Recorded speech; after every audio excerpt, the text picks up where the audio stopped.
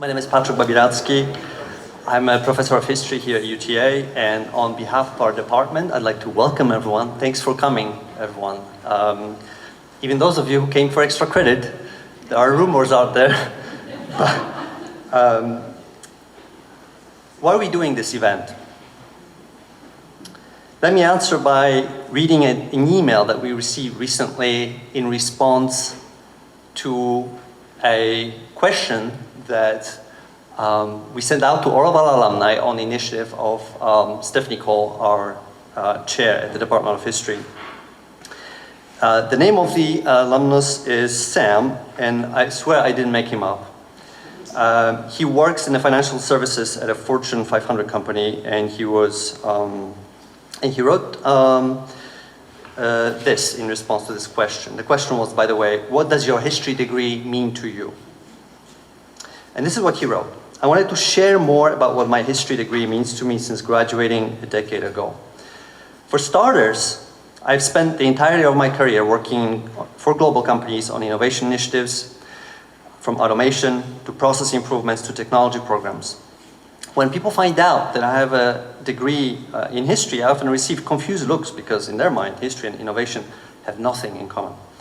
It's usually followed by a question similar to, how'd you end up here? And it gives me the opportunity to share a message similar to the following. And he continues. Collegiate history is more than a recitation of facts as presented in grade school. Instead, it's focused on the understanding of the why.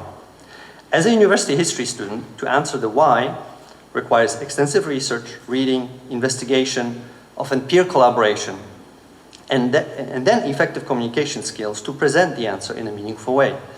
To do this effectively requires competencies such as problem solving, critical thinking, creativity, communication, and curiosity, all of which are highly valued in the corporate world and sought after by 21st century employers.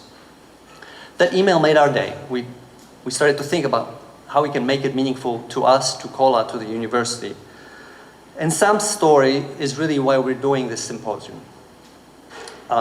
Because if there's one thing that I learned over the last year as an MA advisor is that there are a lot of Sams out there. Historians are everywhere. Liberal arts grads are everywhere. And they're succeeding because and not despite their liberal arts degrees. These liberal arts grads are curious, they're creative, and they're always eager to figure out the why. And Sam was right. They're the kind of people that companies desperately now and will need even more in the next few years. But Sam was right also about something else.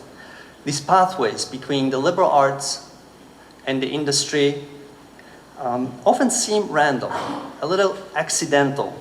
Yes, a bit like alchemy in medieval Europe, if you don't mind me using a historical analogy here. Yes, that was the pseudoscience that tried to turn lead into gold and didn't succeed, by the way. Yes. Right now, liberal arts grads who want to get a nice job after college have to hold on to their lucky charm and hope that everything's going to work out for them somehow. In many cases, at least, yes. So here's the question. How do we create a system in which these pathways between the liberal arts and industry are organized a little bit more like modern sciences that we know today? Yes. How do we build programs and institutions that enable grads to cross that bridge? Bridges and institutions and programs through which liberal arts grads and company leaders can help each other, can grow together, and through which they can make an impact on the world together. Yes, ultimately that's what we're trying to figure out here. And today we're extremely lucky because we get to learn from a group of very accomplished guests who will share their personal experiences at the intersection of business, academia, history, and the liberal arts. Yes. I should mention, I'm very sorry that, sorry to report that Jim Cortada, our keynote speaker, caught COVID and won't be joining us today. Jim and I have been collaborating on a number of points that we plan on making together. So we decided I'll be delivering the speech that he wanted to make. And of course, I'll be honored to do so, yes, but emphatically, I'm not Jim Cortana. Let me introduce our speakers for the afternoon panel very quickly, and then we'll, of course, make closer introductions as we move forward throughout the day. Yes, there will be also plenty of opportunities to ask them questions during the Q&A, during the coffee break, and during the afternoon as a reception. So we really encourage all the students in particular to join us, join the speakers, and it's a really unique opportunity for you to chat with them, to ask questions about anything, and I know they are looking forward to speaking with you as well.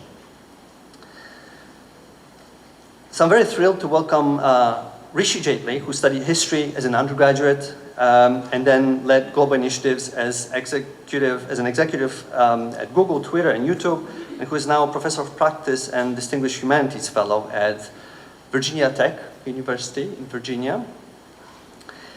Let's welcome Tracy Panek, who's the chief historian at Levi Strauss and Company, yes, who earned her BA in history and MA in public history as well, yes, and she's going to talk about her career trajectory there. And we have Hubert Zydorek, who is the director of the Center for Global Business at University of Texas, Dallas. So he's our neighbor. Hubert has more than 2 decades of experience at the intersection of global business, academia, and talent management. And he's going to share his experiences of working with people, particularly people with liberal arts background. Yes, so welcome. Thank you so much for joining us. Before we continue, let me just take this quick opportunity to thank Stephanie Cole, the History Department Chair, who was open to the idea of organizing this event in the first place. Yeah, thank you. Okay. So Stephanie Cole, the History Department Chair, who was open to the idea of organizing this event, and from the very beginning, actually, there was not really a big discussion, and who supported this all the way. I want to thank Provost Tamara Brown and Dean Elizabeth Newman for joining us today. We know you have things to do, so we really appreciate your presence here. A huge thanks to the History Department admins, Julie Hazard, who just talked to me right here, and Joe Walcott, who really ran the entire propaganda campaign for this event, yes. Again, this is an analogy from my field of interest, which is Soviet history.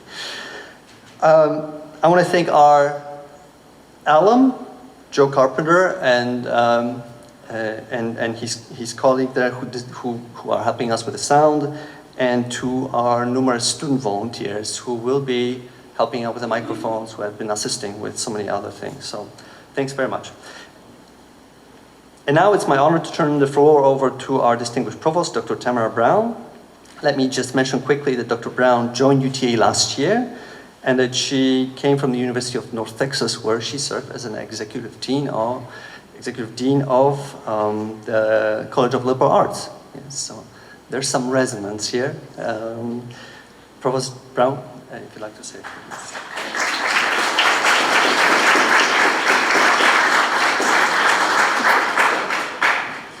Well, it is a pleasure to be with you as a part of this program, and what a creative program it is, talking about liberal arts education and its relevance in the 21st century marketplace. I know you all know that. You all get that.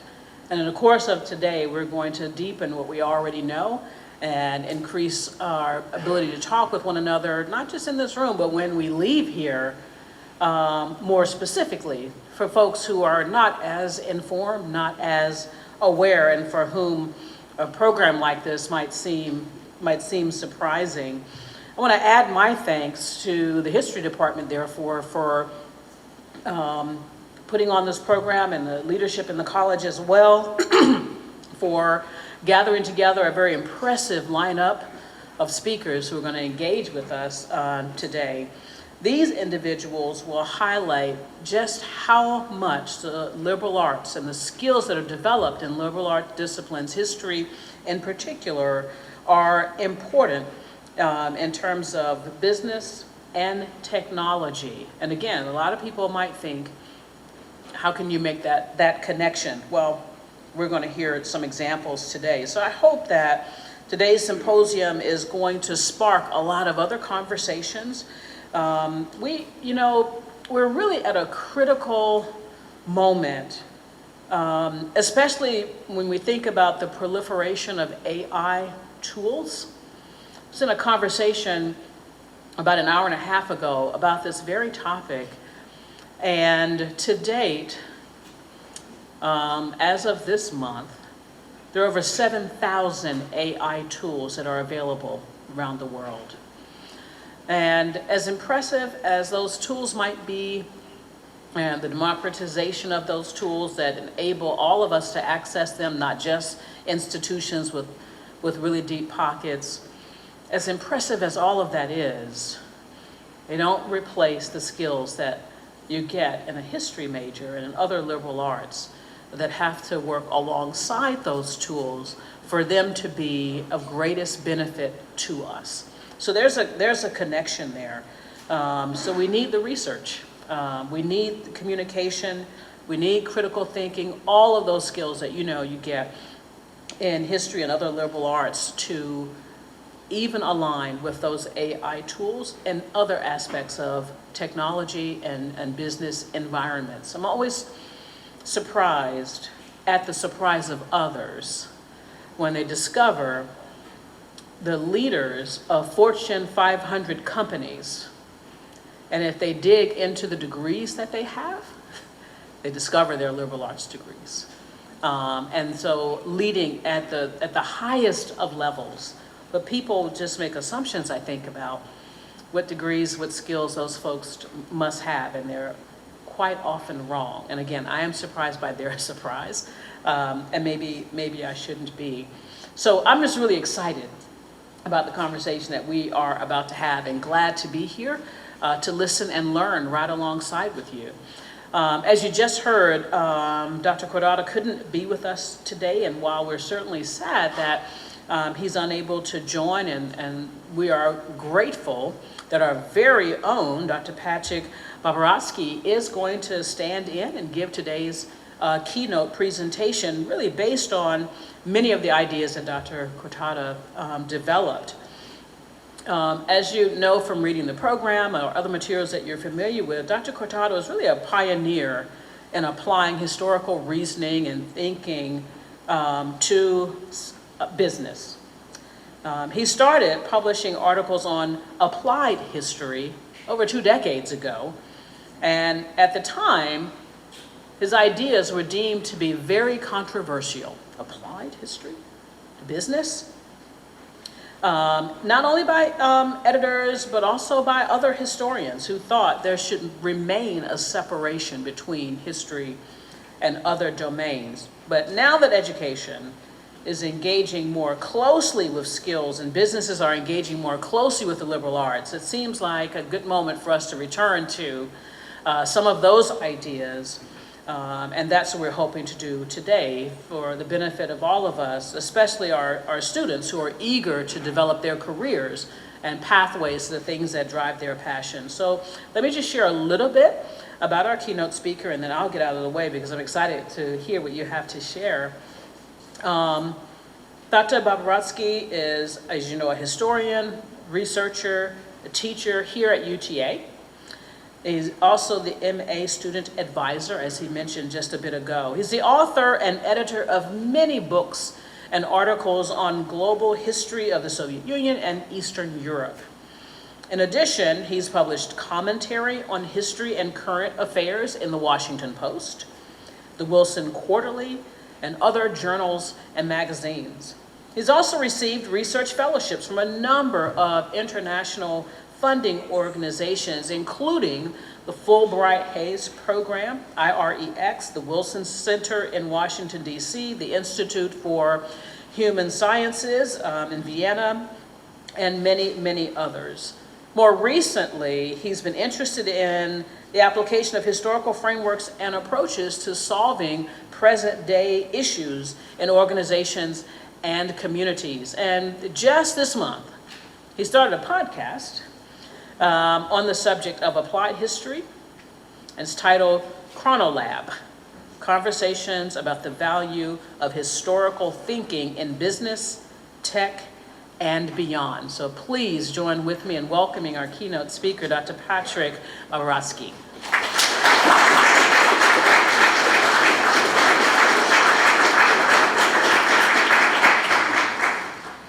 Thank you so much.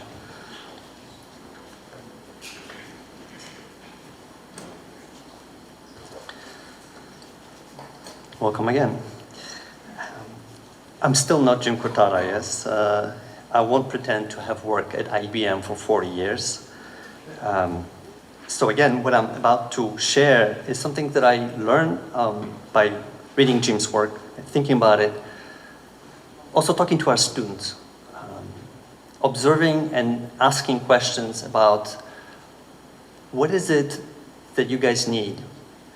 What is it that you want to do? What is it that you know? What is it that you don't know about the things that you can do with your degrees? Yes, this is kind of a start of all of this, which led me then to get interested in applied history, which led me to contact Jim Cortara and develop a very interesting conversation with him on the subject of applied history. Okay, so what I'm going to try to do is to essentially frame the discussion that we're going to continue in the afternoon at the 2 o'clock panel with people who have actually developed these bridges. And I'll do this framing through 3 sets of recommendations. Recommendations for students about what they can do, recommendations for universities, what they can do, and companies, yes, because hopefully this will all come together at some point, yes.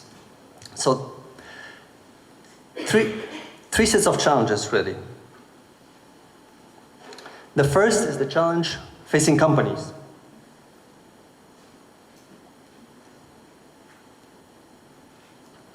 What's the challenge? Well, the rapidly changing nature of work and the inadequate access to sufficiently trained employees, yes.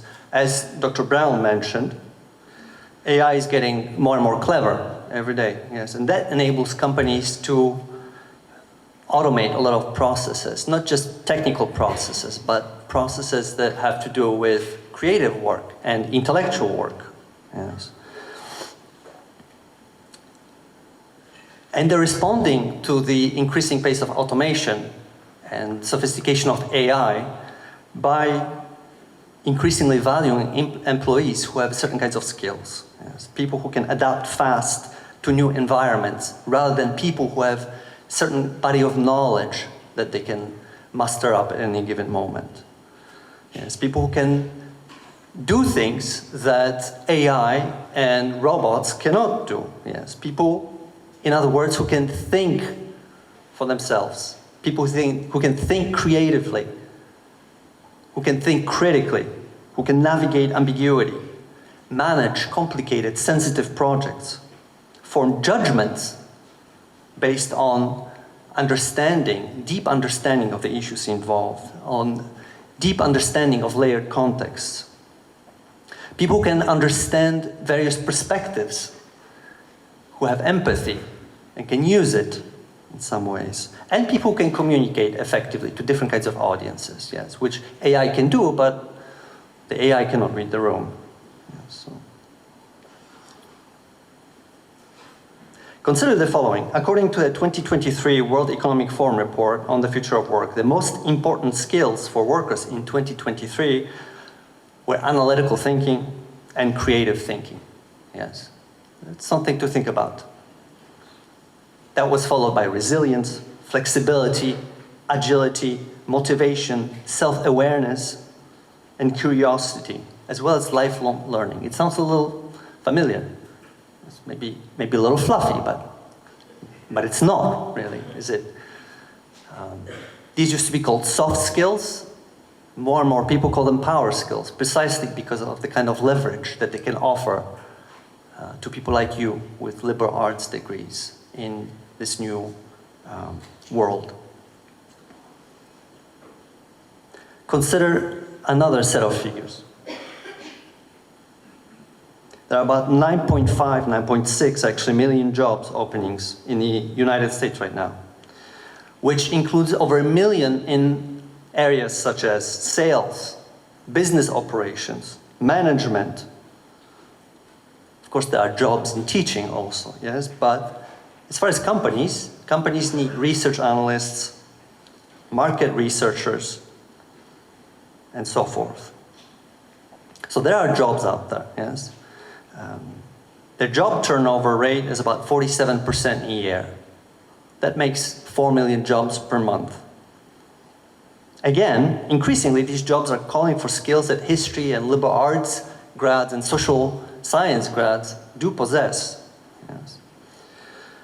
But there aren't enough people to fill those jobs at present. Yes, not enough people who have the right skills to fill them, according to companies. Yes, we call it the skills gap. Now, the liberal arts grads want these jobs. But there's a problem, because they don't often know how to get them. Yes. They don't know their value outside of the careers that are considered traditional for liberal arts grads, like teaching, like museum work, like archival work. All of these are very important, of course, yes. There's nothing wrong with them, or almost nothing wrong sometimes, yes. It's just that there's not enough of these jobs to absorb all the talent in the liberal arts. Yes. It's often the case also that liberal arts grads know that they have valuable skills, but they don't exactly know how to articulate this value to the employers. That's another issue. Yes. They don't know how they can apply their skills in the company setting. They don't know how to write resume, often. Now that inability, this lack of awareness, becomes an issue for universities, and particularly colleges of liberal arts. Because the liberal arts grads don't think they can secure jobs with their degrees, and that uncertainty about job prospects leads them to turn away from history and other liberal arts domains. And that's actually the main reason why students turn away from the humanities and liberal arts. They're worried about their job prospects. Yes. This is according to a 2023 report by the National Humanities Alliance. So this is a problem. This is something to be worried about. Yes. Simply put, the return on investment in a liberal arts degree is unclear to most people. They don't know what they're getting. They don't know why they should be studying the liberal arts in most cases, which is why a lot of parents are so terrified when they hear that their child wants to become a journalist or a historian, or, something like this. Yes. So that cycle of events leads to a self-fulfilling prophecy. Yes, because as the interest in liberal arts declines, the universities close various liberal arts programs because they're pragmatic. That happens all across the board, of course, if you read the news. And funds are being channeled to more, quote-unquote, practical disciplines, such as engineering. Nothing personal to the engineers here. And I'll come back to this, by the way. But that's the truth. Yes. Which then, again, perpetuates the false notion that the liberal arts have no practical value in the industry. And for some, of course, if they have no value in the industry, they have no value at all. Yes. Both notions are false, I suggest. But there's good news. The good news is that it is possible to reverse this course of events. Yes. Reverse it in such a way that everyone wins. You, the liberal arts students, the universities, and companies. The other good news is that now is a really, really good time to address this issue. Yes, because of what I said earlier, because we live in the information age, and because businesses value exactly the kind of skills that you guys have. related to information processing, communication, research, curiosity, which is actually, I don't even think it's a skill, really. Yes, you're born curious or you're not. But people who are curious are often drawn to these kinds of disciplines that fall under the liberal arts, social sciences. So there's value out there. So the question is, how do we do it? Yes, how to build a bridge between the liberal arts and the industry. And here's what I'd like to offer, these three sets of recommendations to people who will be most affected by this. Yes. Let me start with the student.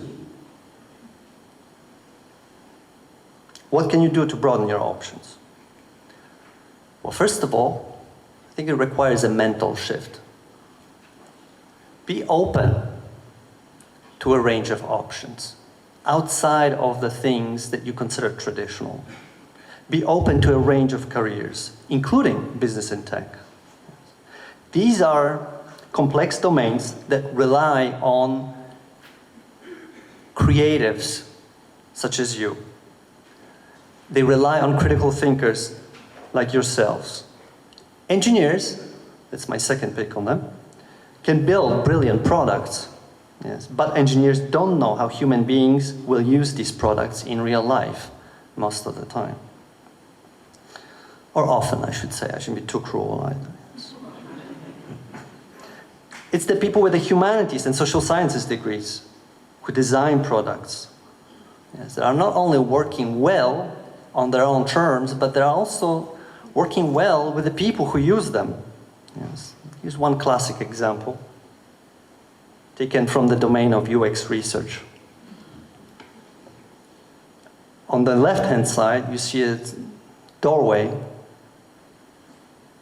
I'm sure everyone's run into a door like this, literally or metaphorically. The problem with the doorway on the left is that when you stand next to it, you don't really know what to do with it at first. Do I open left? Do I open right? Do I push? Do I pull? Or maybe they slide. They're beautiful. Clean glass and chrome knobs. It's just that it takes a few trials and errors in order to get through them very often. And maybe they're locked altogether. On the right-hand side, they're called Norman doors, by the way. It's after one guy who actually noticed them and described the phenomenon.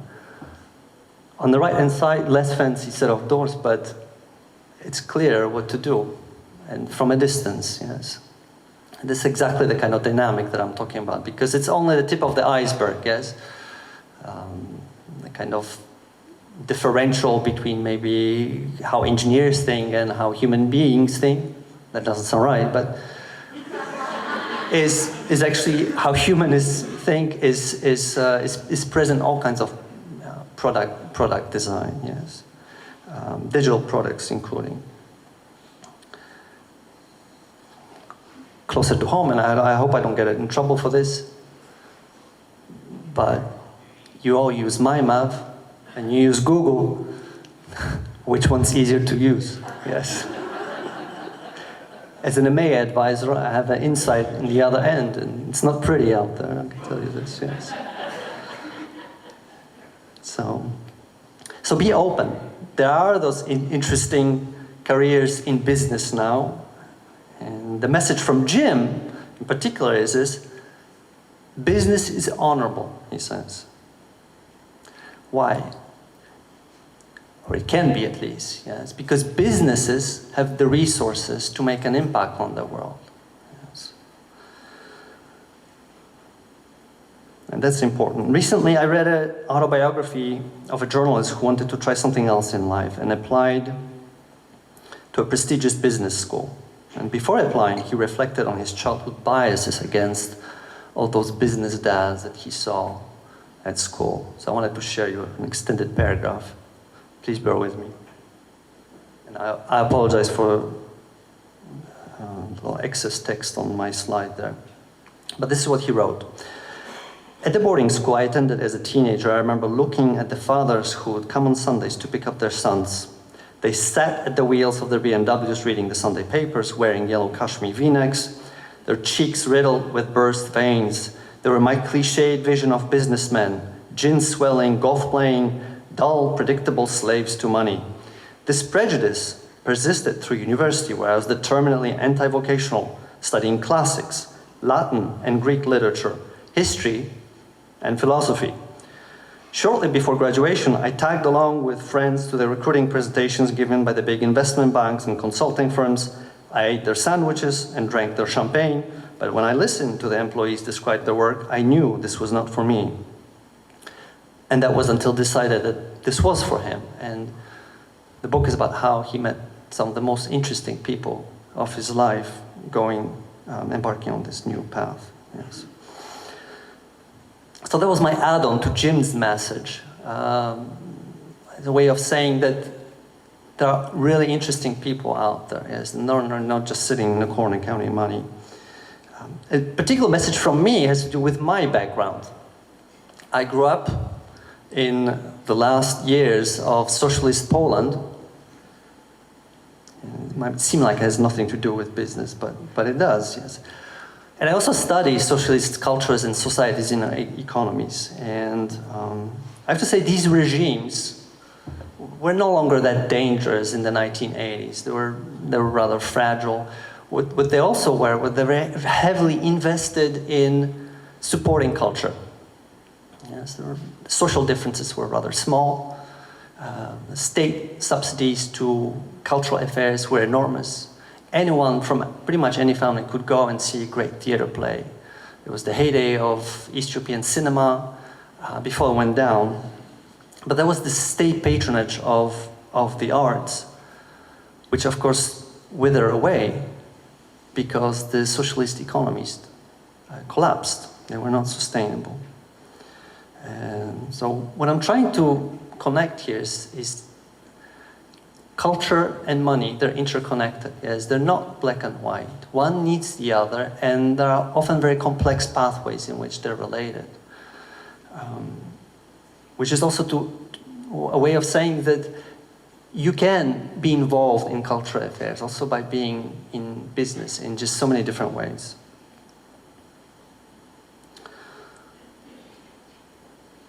Another recommendation for students: you have to realize that you have value. Be confident. Yes. Knowing that you have value to company makes you stronger, gives you the courage to go out there and be proactive about your search. Yes. Realize that you have options. Realize that companies need your skills. Which leads me to another important point. When you go out there and you talk to companies, focus on those skills that you have. It's tempting to be thinking in terms of your expertise that you acquire, that you studied with so much love over the course of 4 years or more. Your knowledge of French Impressionism, or German photography, or American jazz history, not to mention, of course, Soviet or Polish history. Yes, it's all very important and will help you in so many indirect ways. It will help you make the world a better place. And, that's very important, it will nourish your soul in many ways. Yes. But in most cases, it won't get you a job. Yes. To get a job, you will need to showcase the actual skills that you mastered while you were studying all these subjects, while you were writing your papers or theses, or doing presentations in classes, or doing digital humanities projects. Maybe you developed a website, maybe you used Canva to design something really cool. All of these are these very important skills that you need to put in front of you and speak for you in order to get a job, yes. And be proactive. You have to get intentional about pursuing jobs in industry, if that's the route you'd like to pursue. Yes. So what can you do? Well, research the industries. Make sure that, you go into AI, not coal mining at this point, yes. There are subjects that are going up, just like in academia, yes. You can use the online resources, of which there are so many. The US Bureau of Labor Statistics, the US Department of Commerce. And of course, there are so many different other sites and tools that help you narrow down your options and broaden your options and get more information on the kinds of things that you might potentially do, that you might be curious about. Of course, there's Google. Use LinkedIn, the professional social network, to follow interesting people and to learn about diverse roles, to learn about the kinds of stuff they do. Maybe you'll meet somebody who will inspire you. You'll learn a lot, for sure. Yes. And network, not in the kind of artificial way, yes, but simply reach out to those people that maybe pique your interest. You'll learn so much from them. Not all of them will respond because people are busy, of course, yes, but some will, and those who will tell you something that you didn't know. This is all a measure of growth. These are little steps that you can do that will add up at some point when you realize, I think I got a handle on this. I think I know exactly the kinds of skills I need for this particular role for this kind of job. Yes. Leverage your family's connections outside, in the outside world. Yes.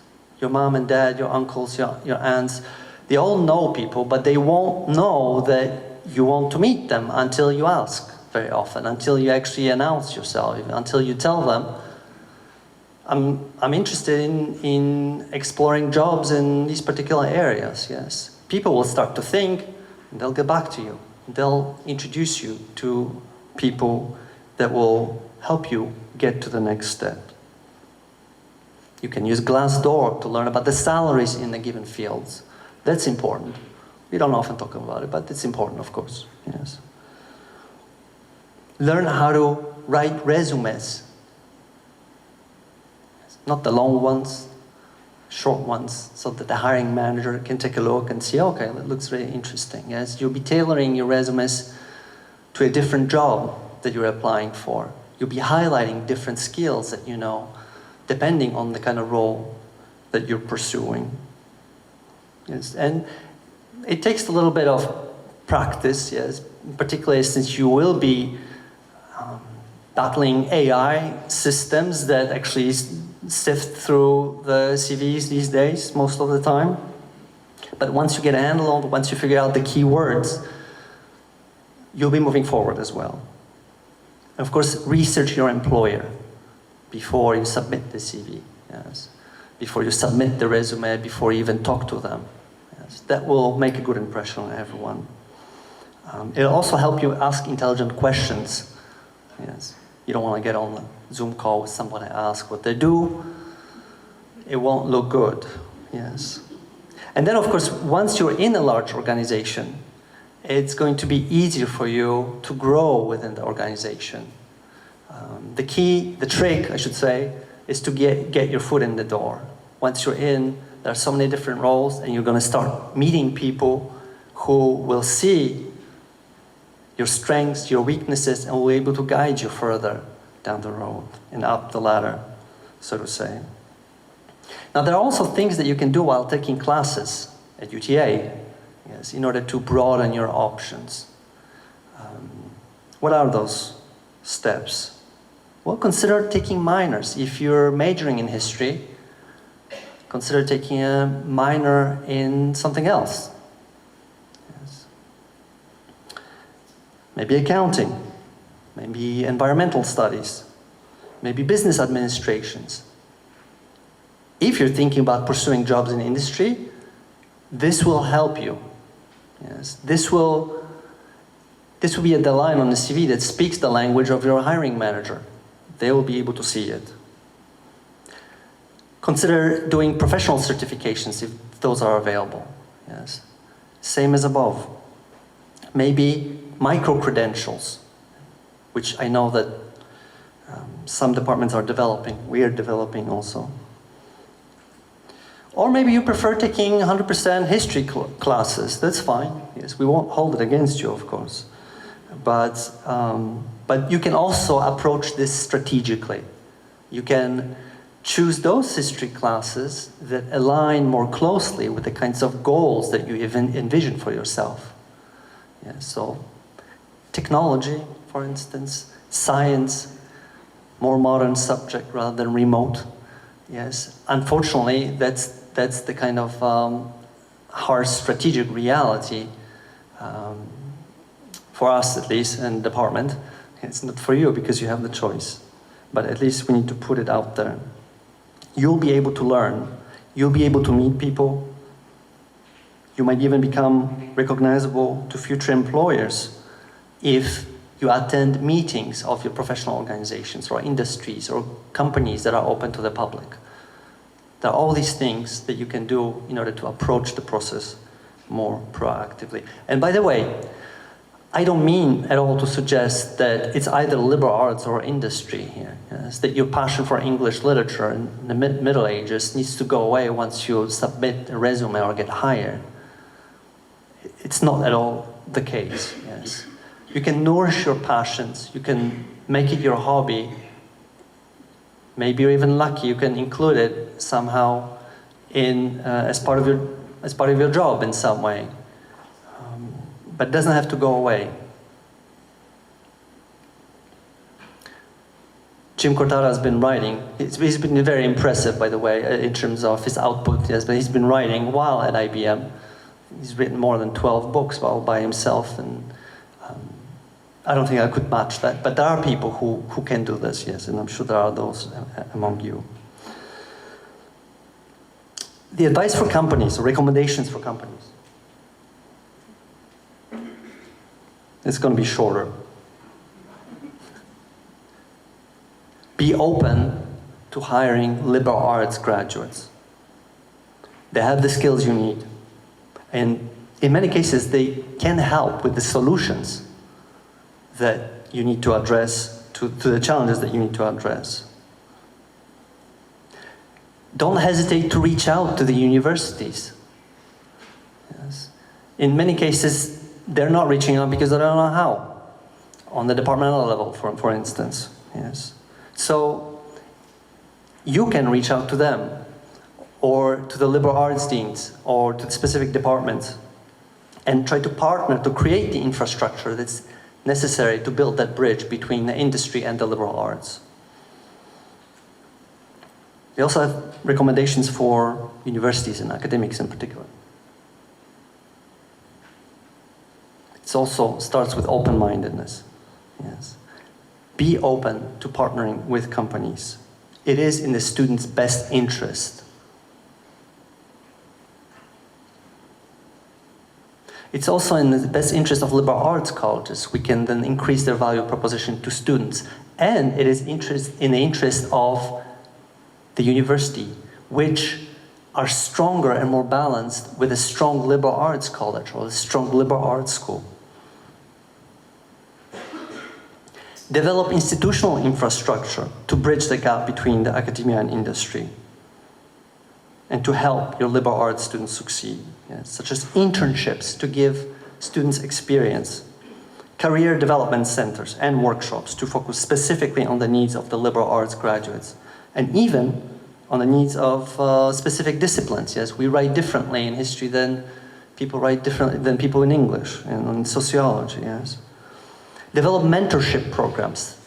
I think the biggest challenge for us as educators, as professors, that we simply don't know enough how to guide students on the pathway to industry. Yes, the temptation for us is always to perpetuate ourselves. That's normal, I think. That's typical of any sort of social group. But I think we owe it to our students to engage them in thinking about something else. And in order to do this effectively, we have to partner with mentors from the industry who have gone through that journey, who know the language. Yes. Another thing that I think we can add is that be intentional about shaping the curricula to help students think differently, is outside of the traditional career pathways. In our college, for instance, I see that sociology is doing something interesting in terms of applied sociology program. They developed a BA in applied sociology, which I think also serves as a very clear sign to the students. Yes, go out there and do all these things. We're going to help you, we're here to support you. We're going to do it in history, by the way, also. I think it's also very important that examples be used and case studies. Those can be integrated into the curriculum of how, say, history can be used to address company goals. Yes, Jim often says that every article in Harvard Business Review is a really historical case study, because in order to figure out what's happening in company, you always have to figure out the trajectory. Where do we come from? How did we get here? How can we get over there? And then whoever's working on the case is collecting the data and trying to make sense of them. Yes, those of you who are in history will see that this is very familiar. Yes, of course. Then there's a question of language that one has to learn in order to do it in business, but that's doable. You're learning languages anyway. I also think that the power of example is somewhere else. Yes,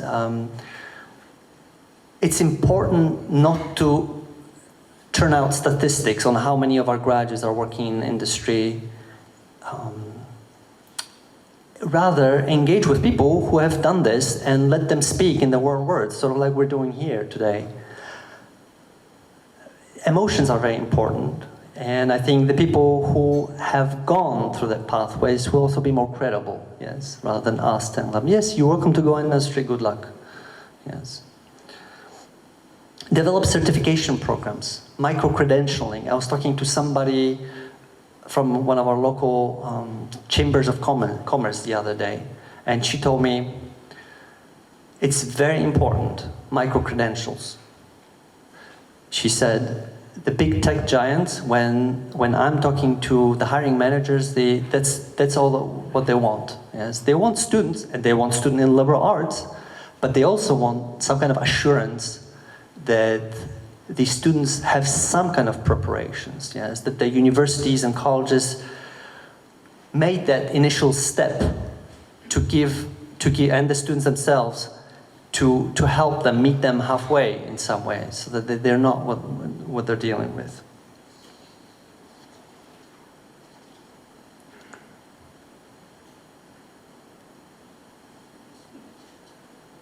So these are the recommendations, 3 sets for universities, for students, and for companies. And what I would like to do last is to say a few words about the kinds of things that I already mentioned a little bit, what we're doing in the history department to mix things up a little bit, in addition to engaging the students in reflection about the past, which is very important, but also how we're starting to think about how we can prepare students for a broader range of careers. Yes, and Stephanie Cole and Kim Breuer is also here. Jim Sandy are a wonderful team who are developing all these programs. Some really interesting initiatives. One of them is that we get students involved in public-facing history projects. Yes, this is important. This is the interviews with veterans that actually Joe Carpenter is leading here in the back. There's an important element of civic engagement in these projects, so that's not exactly something that's related to industry, but the idea that the present day issues and voices matter, and that the students have to develop the kind of skills that will help them, for instance, engage with these veterans, is a step forward for us from our perspective. Yes. We also promote the skills that the students can use in other places in graduations. Yeah? So students who work with Joe learn tools in digital humanities and technical skills that they can later apply to various creative projects outside, for instance, working in design, or knowing how to handle sound equipment. And we also have a number of internships that my colleagues have developed. These are, so far, internships with places that are considered traditional, like the Holocaust Museum, for instance, or the National Medal of Honor Museum. But we are engaging more closely in conversation with companies hoping to develop internships that put emphasis on that other route as well. Yes.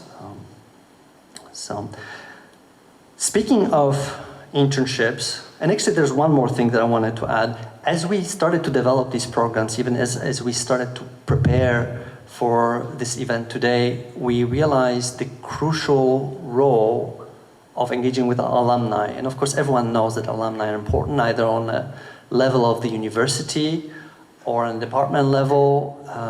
But we're not doing this for money. We're not doing, for those of you who are here from alumni, it's not because we want to ask for support of that type. It's mostly because we want to develop mentorship, partnerships with you, because you are a better fit to speak to the students who haven't gone down this route. Yes. Also, I think there are some ways in which we can help you if you are still pursuing some kind of career. Yes.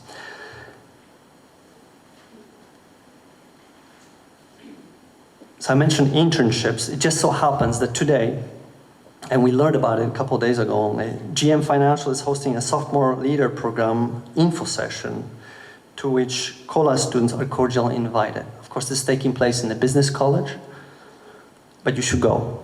Yes. Those of you who are really interested should go and talk to the managers there, find out more. They made a point of also inviting the COLA students. And it is said that GM Financial has recruited some really excellent candidates.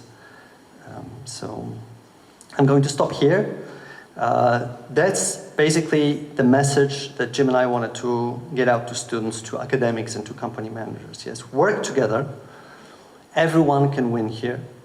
There's, of course, some work to do in order to achieve this triple victory, but it can be done. And I think that, I know that actually if Jim were here, he'd share tons of examples from his own experience of going from college to IBM through various consulting and sales and management roles, all the while writing these amazing books on information technology and IBM. I can recommend his book in the upper right-hand corner. It's called History Hunting, in which he shares many of the examples, many dead ends of his pursuits in practical history and applied history. Now, I also can recommend the podcast that I'm doing, in which I actually talked to Jim for about an hour about his career choices and so forth. Yeah, so I'm going to finish here. Of course, we're looking forward to continuing this conversation with our distinguished speakers, who will then share their stories and ideas about applied history and liberal arts. I'm happy to answer any questions. So, thank you.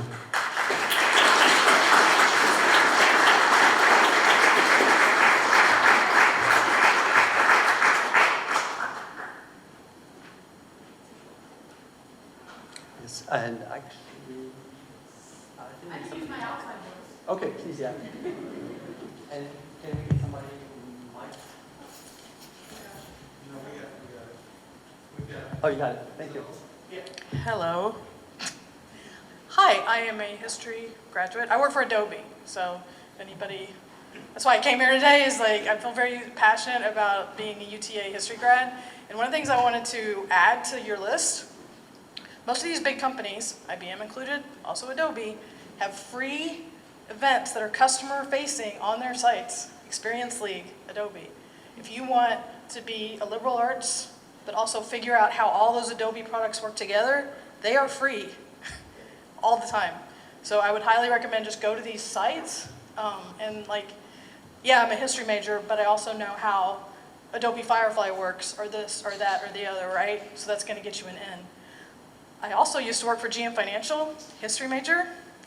Go to that event, folks. So that was all I wanted to say. Like, this is amazing, and your alumni that's here, they're totally gonna want to help you. So that was it. Thank you. Can I ask a question actually? So, are you our alumna? Yeah. That's okay. Is there anything? Never class of 2000. Excellent. So you're a history major. Nice.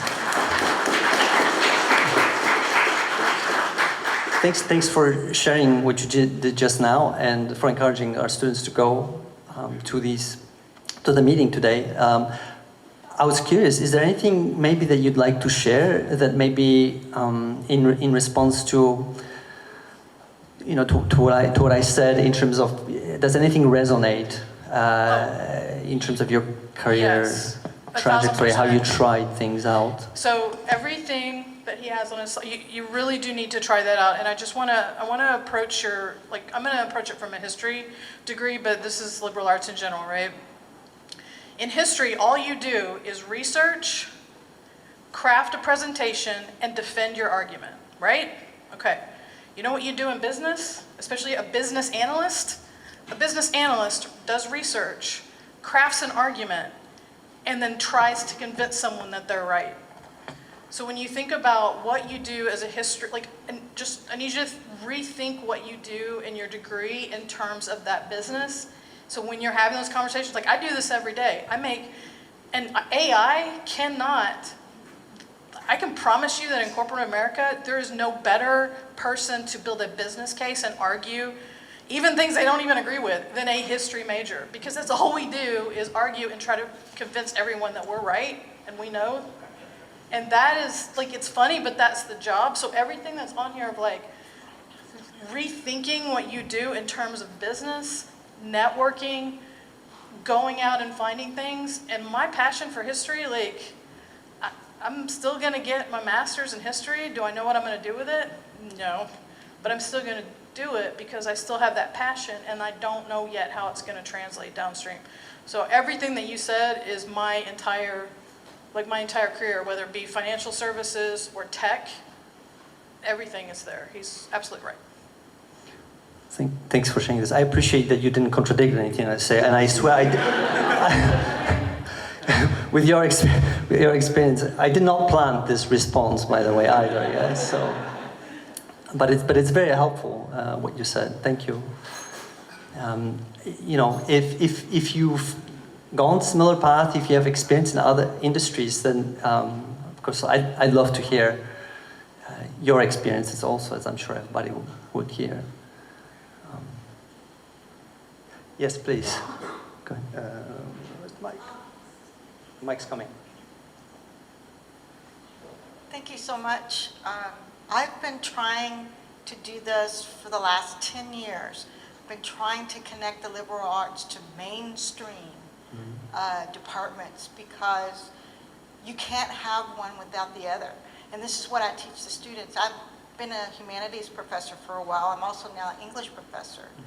But the thing is, I believe so strongly that you cannot teach or help others unless you understand them.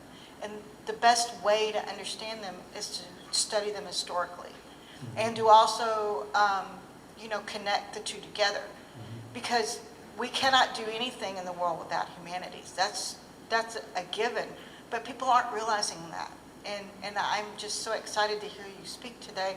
I wish I could stay the whole day. It's just so exciting to me because I've been trying to do this, and everybody's been looking at me quizzically. What are you doing? I thought you were English. What are you doing? And this is what I'm doing. I'm trying to connect the two. I'm trying to connect. May I ask what you've been doing to connect the two domains? I'm sorry, what? May I ask exactly what kind of initiatives?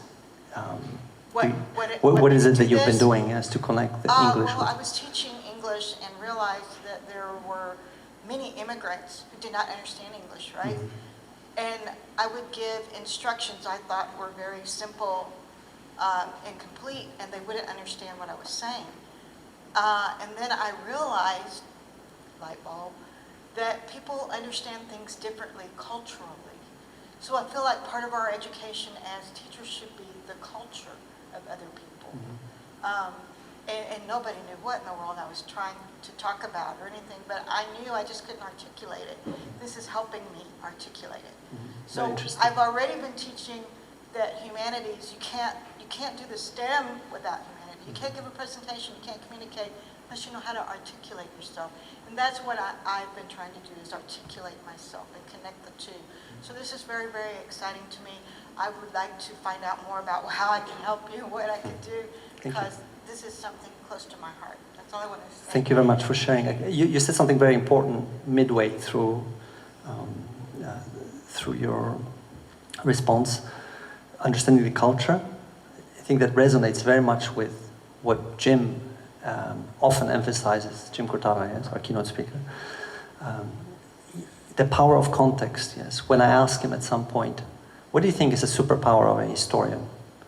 He said, understanding the context and aware. He said, the first thing that I do, the first thing that I did anytime I had a meeting with a client at IBM or with, let's say, at some point he said, I was meeting a guy from Ford, and there were some frictions there before the meeting, and he said, the first thing I did, I studied who came before him and who came before him.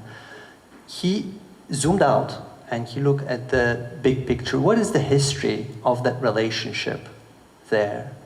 And that helped him leverage the actual meeting with the client, because he realized that actually the relationship has been going on for decades. And the friction that they had at the moment suddenly became very important. Yes. And that's what he said to his client. Look, Ford and IBM have been dealing together, have been doing good business for several decades now. We should not let, in fact, it's incumbent upon us not to let our differences right now, at this moment, prevent us from continuing the relationship. I think when you put in context, when you put history, you put a historical perspective out there, it becomes a completely different relationship between people. Yes? So I think that speaks very much to what you just described. It's a global world. We now have a very global America, and right here in the Metroplex, I did a little research. Millions of people from all over the world are here that are not even like on the census. Yes. So that disturbed me that we, as educators, didn't completely always understand Yes. who we were teaching.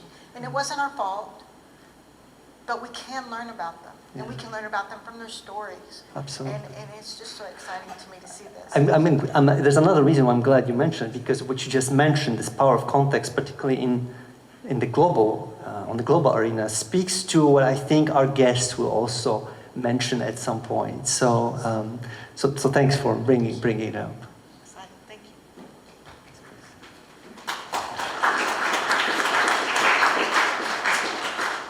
Well, I'm not from the history background. I hope you're not an engineer. Yes, I'm from sciences.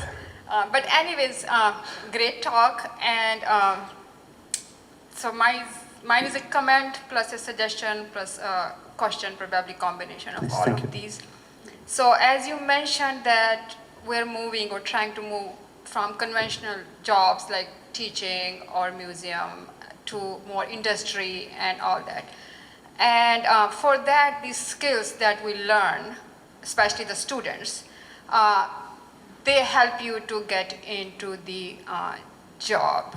And these skills not are on the soft skills, but we call them power skills, as you mentioned in your talk. And sitting here, I was thinking, students can learn these power skills from any subject area as long as they are intentional in their learning. But what makes history special is, I think, global point of view. Like, so we are thinking about, let's say, from teaching to industry and all that, but then there is another level that goes beyond. For example, if you want to be a diplomat, if you want to work for UN, if you want to work for global organization, if you want to solve global problems, then you need to know the history first. So your subject area like US history or world history or history of science, history of technology, history of these things. So your expertise in that history plus your skills, that's where you are going to, I mean, if you are really passionate about those things, it can land you in global positions to solve global problems. So that's what my point over here for students, and comment or suggestion for, like, it's not only about teaching to industry, but it also goes beyond, way beyond. Absolutely, and you're right, we didn't talk much about the government, but you're right, the skills matter, but there's also a level of actual knowledge and awareness of what's happened in the past, that it's also helpful in careers outside teaching proper or universities, right? Teaching or you're even absolutely industry, right. like on a global Yes. level, if you want Yes. to work for, let's say, UN, if you want to work for global organization, your history and knowledge Yeah. plus these skills, these power skills combined will land you there and help you go far and beyond. Right, that's true. Can I take advantage of the fact that you identify yourself as a scientist? May I ask you if there's anything that you might be willing to share in terms of how you are addressing the leap to industry? I know for a fact that there's a conversation among real scientists about these connections, yes. And I also think that the connections are stronger. Would you like to share any of your impressions based on? Would you mind repeating your question, please? For sure, yes. I was curious basically what the situation of bridging the gap between academia and industry looks like in your area. It's the same thing, the critical thinking, analytical skills. So we try to train our students that when they do research, so their experience in science plus in research, these analytical skills, critical thinking skills, these speaking skills, because the problem is given to you, you need to break it down, and that's what the people in industry and other areas are looking at. Hey, if the problem is given to you, can you break down the problem and solve it? So we in our sciences are trying to do the same thing. Would it be true to say that industry is more open to jobs from the sciences probably than the humanities? I think that's, yeah, on a Production. larger scale, that's, on a larger scale, that's, Okay. yes. Thank you. Thank you very much for answering so many of my questions.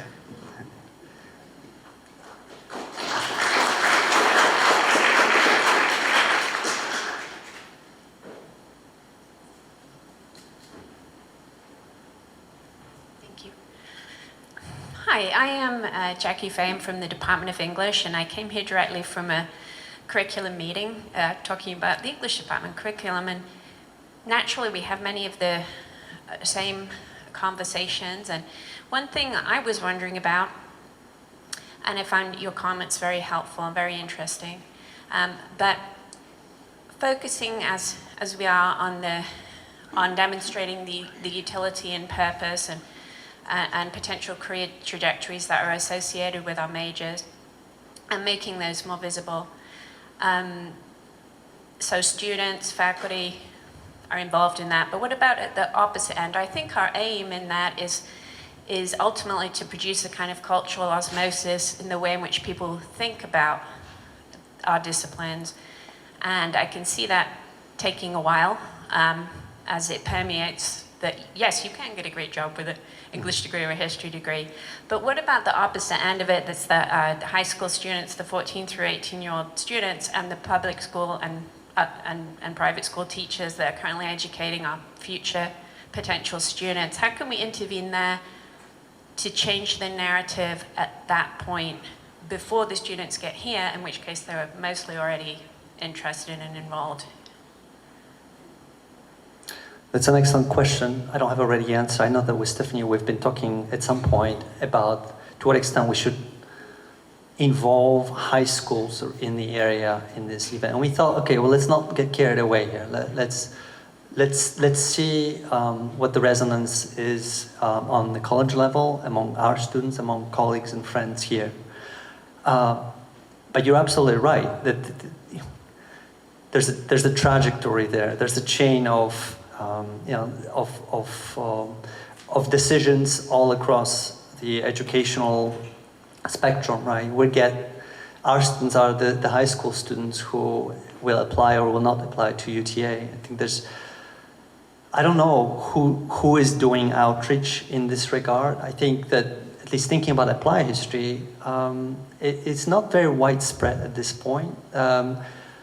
It often circulates under the name of public history, and it has a slightly different dimension in the sense that it speaks very much to areas such as maintenance of heritage, or think about monuments and museums, museums particularly. I don't know to what extent this is a cell or is being sold to high school students. I think my colleagues would probably know more about this, maybe, but I don't know. But you're right, that this needs to be factored in, and the conversation needs to expand. Yes, I don't know if during your curriculum meeting that was also part of the conversation, or you know. But you're right. We should probably think about it more broadly. Thank you for your question. Please. So first, I would just like to thank you guys for the invitation. I'm 1996 Texas Tech. 2016 UTA. I want to thank Dr. Cole, Dr. Garrigus. If you guys have a chance to take a class from them, they will challenge you and make your life better, I assure you. They got me through a midlife crisis. Real quick, a comment for you. A challenge in business that we have is, my generation especially, and those before me and some shortly after, we were never taught to formally communicate with emails and chats. And a huge problem in business is when there's a group email, as we've all experienced. People reply and break the chain, and so there's some information here, there's some information there, and someone's trying to put together all the information and doesn't know the chronology, and you almost need a forensic scientist to figure out the group email chain. So something the English departments could really address, and a need in industry, is educating people on the processes of communicating with the new technologies that we have in business so that it can be more efficient. The other comment I would have, just in terms of thinking outside the box, is after I graduated from Texas Tech, what I'm going to do with a history degree. So I went and played G.I. Joe for a bit and then ended up in the financial services. The first leg of my career in investments was talking to the greatest generation as they were passing their wealth to the baby boomers. Now a big part of my profession is talking to baby boomers as they're passing wealth to my generation, the X generation. And that connection with people that you learn in history. You know, you've studied things like the civil rights movement, obviously relevant today. So you don't have to give a dissertation to someone that you're discussing or talking to about the civil rights movement because they read an article or saw something on CNN. But you can listen to their perspectives and relate to them. And relating to people is what sales is really all about. Right? The second part I would mention is, you know, in kind of leading up into the financial crisis, there's a big movement in investing and with Wall Street, with moving equity portfolios from 10% international to more 22% international. And when I even came to UTA, there was the whole conversation about globalization. Well, my conference call a week from today is really about de-globalization. After the pandemic and supply chains and the political environment. So how does that affect money? How does that affect investing? How does that affect politics? These are questions that companies have. They need to invest their resources. They need to develop their innovations. And history can really give you insight into those conversations, whether you're talking to a potential client, whether you're talking to someone that you're just trying to network with, or whether you want to pursue a career in geopolitical analysis for a Wall Street company, because those jobs that weren't really there 15, 20 years ago are at the top of the pecking order. If you're a geopolitical or a macroeconomic, right? And how do you get economics back into the liberal arts? Right? Some of the challenges in the world today are because economics have moved to the business schools. Right? But economics is, you know, if you're studying history, the biggest historians, right? You know, I mean, Karl Marx. You can't solve the problems of Karl Marx if you don't understand what they are. Right? And that's what I think are the challenges. And so one, again, thank you for the invitation. I'm excited. My wife has kind of pushed me out the door. She wanted me out of the house today. So I came here, and I'm really looking forward to the conversation. Thank you so much. It's not often that we hear somebody working in financial services mentioning Karl Marx. Although, of course, it makes sense in so many ways. Self-plug for my thesis. You can't really understand job entertainment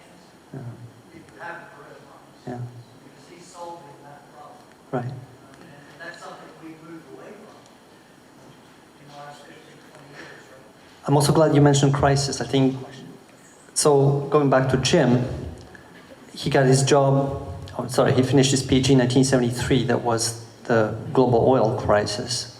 He couldn't get a job because there were no jobs, because universities were cutting lines.